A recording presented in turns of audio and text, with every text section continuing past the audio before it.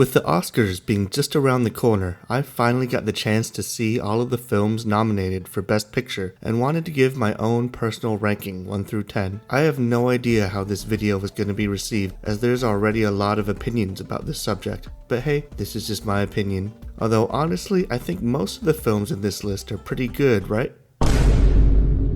Oh, right.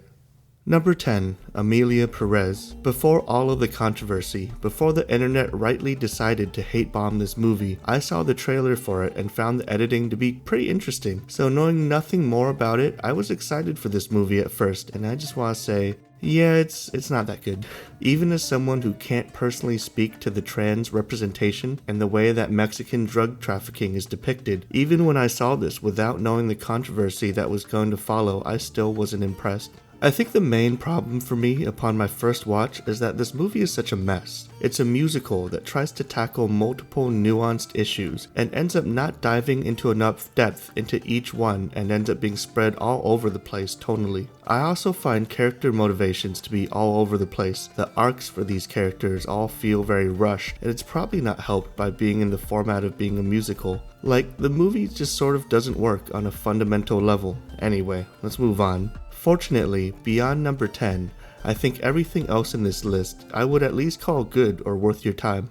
Number 9, A Complete Unknown. A Complete Unknown tells a few chapters of the life of Bob Dylan, starting with his rise to fame and culminating with the controversy over Dylan's use of electric instruments in folk music. I will say I really like the music here. I think Timothée Chalamet does an excellent job portraying Bob Dylan. I also especially like how Sylvie Russo gets a bit more screen presence, but ironically I think her frustrations with Bob Dylan in the film as a character echoes some of my frustrations with the film as well.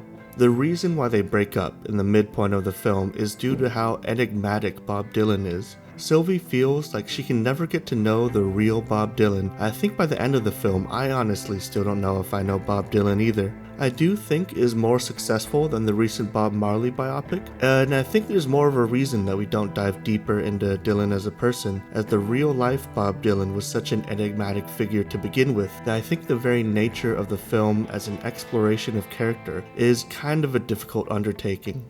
That being said, in the main conflict of the film, we see Dylan getting criticized for using electric instruments in his music. There is this large theme of people wanting to put him in a box artistically and have a vision of who they want him to be, and Dylan wants to break free and be his own person. But at the end of the movie, when he does get to break free, I'm still not sure who that person actually is. All in all though, I had an enjoyable time. I loved the soundtrack, and the climax of the film got me really excited in its kind of whirlwind of chaos. But I think it's hard to put this higher up on this list, as I found that it didn't explore the real nature of who Robert Zimmerman, aka Bob Dylan, really is.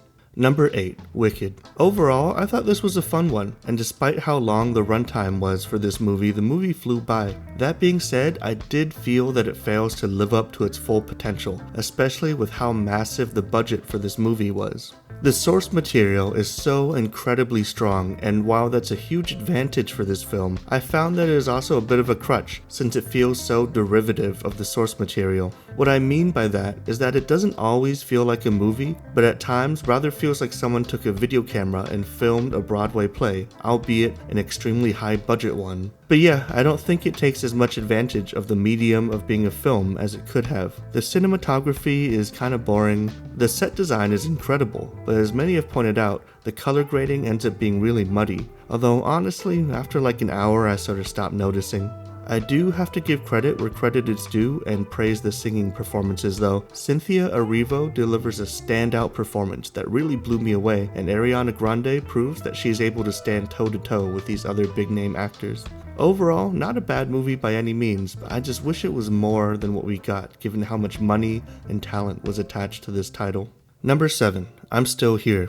Alright, I hope the placement on this list isn't too controversial. Based on the review scores for this movie, I know people really love this film, especially folks in Brazil, and I think I can tell why. I think I just wasn't the right audience for this, and it didn't resonate as hard as it would have for someone who had lived through or known people who had lived through the events depicted in the film. I'm Still Here tells the story of Rubens and Eunice Paiva and their 5 children during the 1970s military dictatorship in Brazil. At first, the movie is very carefree and and easygoing as it displays these scenes of family life, but it's broken up by this undercurrent of military presence, which culminates in Rubens being captured during a military raid and the family not knowing what happened to him. I found the first and second acts to be pretty captivating, and the events that aren't shown on camera but implied and left to the viewer's imagination are horrifying. I think the film did an effective job educating me about something that I had completely not known anything about prior. Although that being said, I personally just found that after the second act and the story slows down to a bit of a crawl, I felt that the third act was beginning to be a drag. But it's definitely something that I'm glad I watched. I just didn't connect with it as much personally, but I can see why it's an important story to be told. Number 6. Conclave. Conclave is about the election of a new pope, in which all of the cardinals who vote for the pope must be sequestered away until they reach a majority vote. So it was such a wild experience to watch this movie in a movie theater on election night, phones off and tucked away. I enjoyed the sound design and cinematography of this one. Lots of shots looked like framed paintings, and the movie manages to make a topic that most people wouldn't be familiar with or have innate interest in, and turn it into a captivating political drama with lots of intrigue that does ask interesting questions about the juxtaposition of the Pope being a position for someone who isn't supposed to openly seek power, while in reality being sought by these human beings who are either openly or secretly ambitious and power hungry. While I did find it to be an enjoyable, well-made drama, I think at times it becomes disconnected with the actual stakes of the movie itself. We see the personal squabbles and follies of the people clamoring to be elected pope, but hear very little about the controversies, challenges, policies, and decisions of the papacy itself. An overall well-made movie about human ambition and power, but it doesn't delve too deep into what it actually means to be pope. Alright, so beyond this part of the list, I think everything beyond this is fantastic and honestly starts to get so close that I've changed the rankings a couple times now while making this. And hey, it's possible that my opinions on these movies might continue to change in the future. But moving forward, we have number 5, The Substance. Probably the most striking movie on this list, and in my opinion, the hardest to ignore and turn away from. I actually made a video on this movie earlier this year, but I think since then, my opinions on this film have continued to become more and more positive. I think that this film will definitely stand the test of time.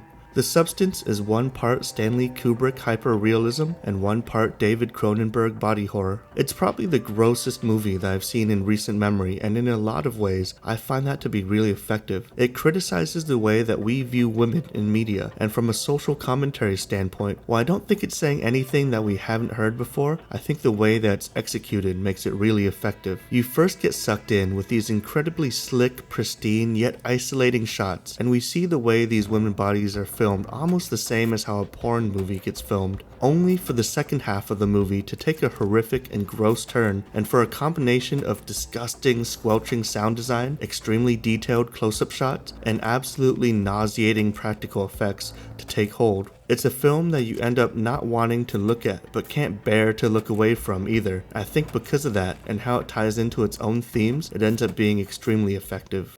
Number 4, Anora. I also have a video on Anora if anyone is curious for a longer version of my thoughts, but going into it, I didn't know just how funny and charming Anora was going to be. At the same time, I also didn't expect how absolutely vulnerable and devastating this film ends up being. It's such a strong juxtaposition. I think while again, it's not necessarily the most nuanced social commentary, Sean Baker does a great job of humanizing sex workers and taking us on an emotional roller coaster of a film. With the 3 acts of the film, the first act feels like absolute infatuation. We feel the highs of a whirlwind 90-mile-per-hour romance and really get caught up in the momentum, only for the third act to have us crash back down to reality. I really love these 2 sections. I think for me, it's just the second act that I have mixed feelings on. The second act of this film turns into a slapstick comedy of sorts, with the same manic energy as something like Uncut Gems. It's pretty hilarious, but for me, it just dragged on a bit too long. Honestly though, I think that's probably a testament to the film, as the second act itself is more funny than most modern comedies that I've seen. I think it just shows how compelling the characters are, and how much I wanted to see Anora, played by Mikey Madison, to complete her story arc. Excellent film, I just wouldn't watch it with the family members. Actually, I wouldn't watch like half of these movies with family members. Number 3, Nickel Boys. This is the last time I'll be saying this, but if you want to hear my full thoughts, I have a full video on my channel.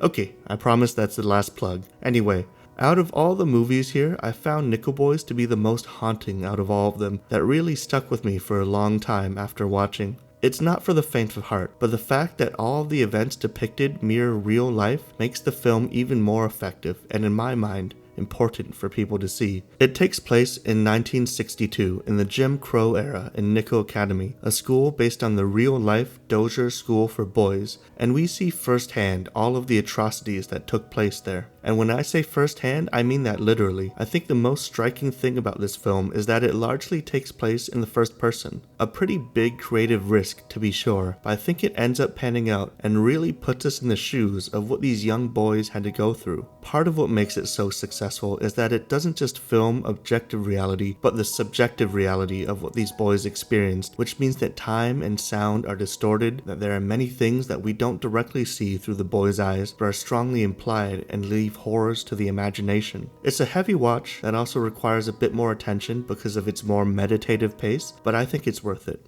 Number 2, The Brutalist. Maybe the most incredible thing about The Brutalist is how much of an epic saga it feels on a budget of just $9.6 million.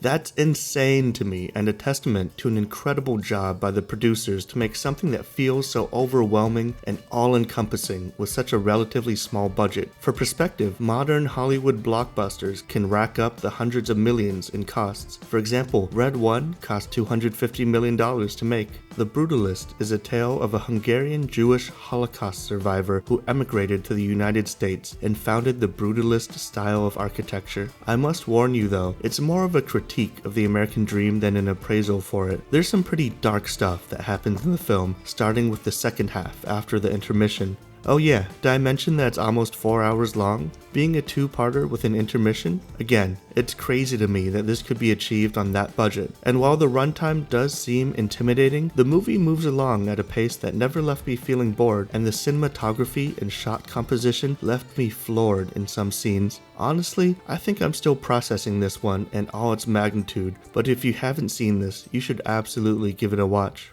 And finally, we're left with number 1, which is Dune Part 2. It feels kinda strange that I haven't heard Dune being talked about as seriously as some of the other films nominated for Best Picture. Maybe it's just the online circles that I'm in, but it feels like people have forgotten how monumental this film was when it released earlier last year. I made the extra effort to go see it in 70mm. I think it was totally worth it. To me, this is the peak of what cinema is able to achieve. The ability to, for a couple of hours, enrapture you into a completely new world and get you invested in the trials and tribulations of its main characters, both on a grand, epic scale and also on a smaller interpersonal level, all while weaving in commentary and having something to say about the real world we live in through this fictionalized science fiction world. I don't think there's a such thing as a perfect movie, but I think this gets pretty damn close, and I always enjoy films that can be enjoyed at multiple levels, whether you're taking in the breathtaking set design, the incredible cinematography, the extensive world building, the well-choreographed fight scenes, or the underlying themes around environmentalism and the role of religion in power and control. Definitely a movie-going experience that I don't think I'll ever forget.